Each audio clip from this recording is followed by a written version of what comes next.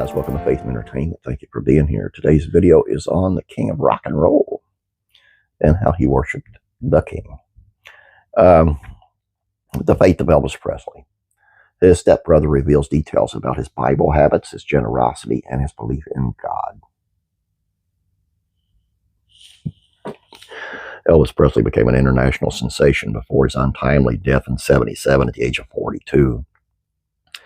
But while the world celebrated the king of rock and roll for his musical talents, his stepbrother Billy Stanley is on a mission to shed light on another part of his life that received much less attention, his faith.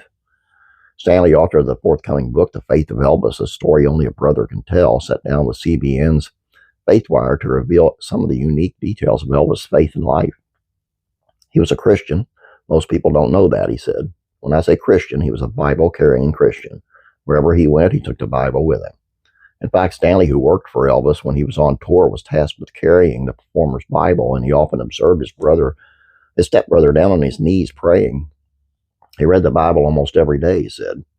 The challenges of fame, of course, were ever present, especially for some as well-known and cemented in our culture as Elvis. The singer had no shortage of headlines about his life, and he seemed to struggle with many of the demons fame can often bring about. Nobody can really imagine the position Elvis was in. Here you have a man that really changed culture, Stanley said. I always thought he had the devil on one side and he's got God on the other side. And there was a constant battle going on inside his head. He continued, Elvis did his best. Whenever he was in trouble, he always turned to God. Stanley said his stepbrother would often pray for God's mercy, forgiveness, and wisdom. One of the elements of the rock star's life was a rabid generosity that at times stunned Stanley and even brought him to tears.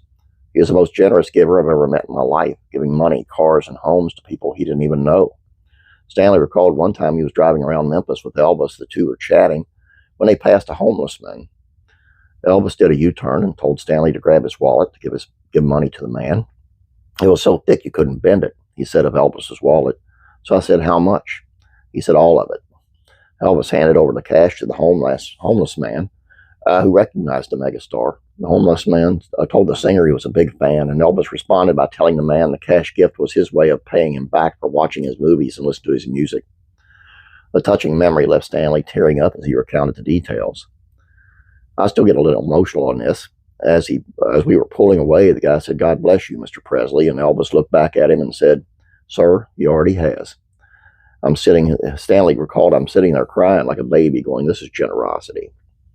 On another occasion, he recalled Elvis' kind deed for a woman whose home burned down around Christmas time. The woman and her children escaped but lost their belongings. He had one of the guys that worked for him to go get an apartment, pay for 6 months' rent, furnish it, get toys and clothes and everything for the family. His strict instructions were, if she was to ask who did this, he said, you just tell her Santa Claus did it. He didn't want the recognition for it. Millions mourned Elvis' death after the singer unexpectedly perished due to the heart failure. But Stanley's loss was deeply personal, rocked his world. At the time, Stanley was no longer working for his stepbrother, and he wanted to make it on his own. It devastated me because I never could have pictured it. He said, I always thought he was going to outlive me. I never thought of it. And when it actually happened, it just devastated me so bad that I didn't know how to grieve at the time, and I turned to alcohol and drugs.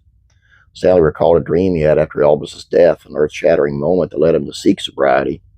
One night I had a dream and I was talking to Elvis and I was just looked at him and I said, what does it feel like being dead? Stanley recalled he looked back at me and he said, don't you know? Stanley said he woke up in a cold sweat and entered a treatment center. I got clean and sober in 1987, he said. Stanley also reflected on the final conversation with Elvis, a chat that unfolded just 2 days before the singer died. As Elvis was helping his stepbrother bandage up a minor injury in the bathroom, the two looked at one another in a mirror and a heartfelt conversation. He said, do you believe God forgives us for all our sins? And I said, yes. Stanley said he took me off guard with that question. And I said, yes, we've read about it many times, and you told me this too, and this is what I've learned in church. He said, good. I just want to make sure you know that. The brothers then started to talk about life and their dreams, and Elvis offered encouragement for Stanley's future. He said, one day, Billy, you're going to fall in love with a girl, and she will. Just go and change your whole life. That's what happened. Stanley said everything he told me that day has happened. Stanley said he's hoping his new book, The Faith of Elvis, a story only a brother can tell, will offer a new lens into Elvis's life and faith. Most importantly, he wants people to discover a relationship with Jesus as a result of it.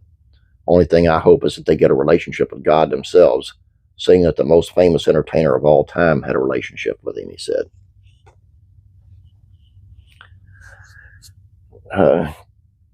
Talk can be talk, but action is really action, and Elvis had all the action in the world. That's all I got for you guys. I hope you enjoyed this. Please don't forget to subscribe. Please like this video. Thank you very much. Leave comments. Let me know what you want to see or whatever, and share them out. Family and friends. Have a great day, guys. God bless you. I'm praying for you.